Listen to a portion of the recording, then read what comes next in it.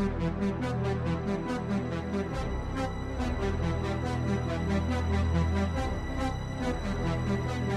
$60 million a year, and you're still talking about Dylan Jordan. Something's wrong with you. I'm not saying that there's not anything going on in neighborhoods. I'm not saying it's not even fun to have, a bunch of whores, what I'm saying, in cars, but talk about something else. My chica and Beyonce was kissing.